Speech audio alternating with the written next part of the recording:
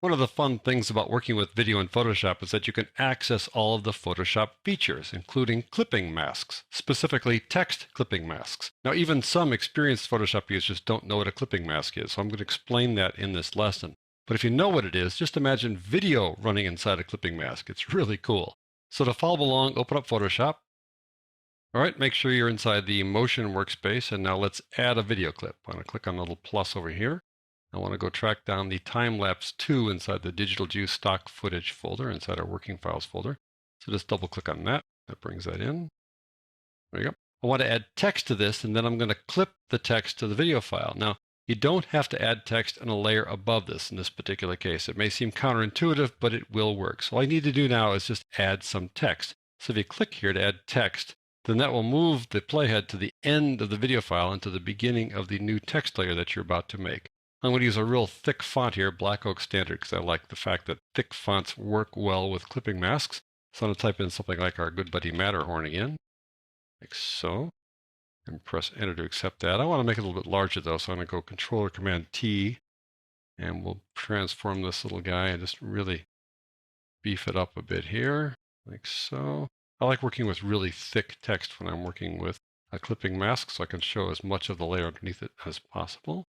And I think that'll work, so I'm going to accept that by pressing the Enter key in my numeric keypad. I've got the text layer here, and I've got the video layer here.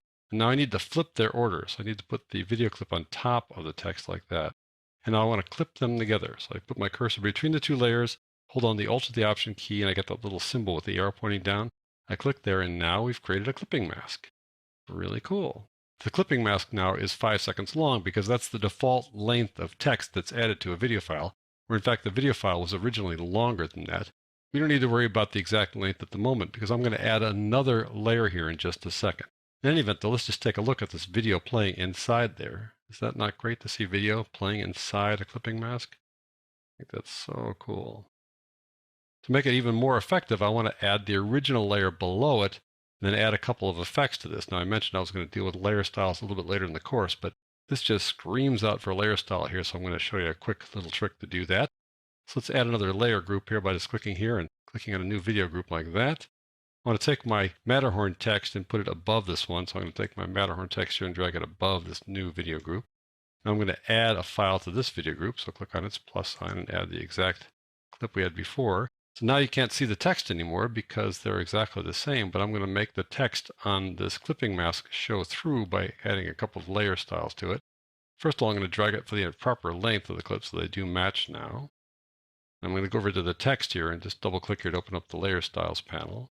Let's give it a little bit of a bevel. That'll show it up right away. There we go. Give it a little bit of a drop shadow like that. Maybe give it a little color overlay. It's going to look awful for a second here, but we'll fix that in a second. We'll go make it, let's say, blue instead of that horrible red. And let's give it a little bit of a blending mode besides normal. Let's make it, say, darken, for example, perhaps, or multiply. Maybe drop the opacity a touch there so it's not quite so harsh. There we go. So now, look how cool that is. We've got this clipping mask going here.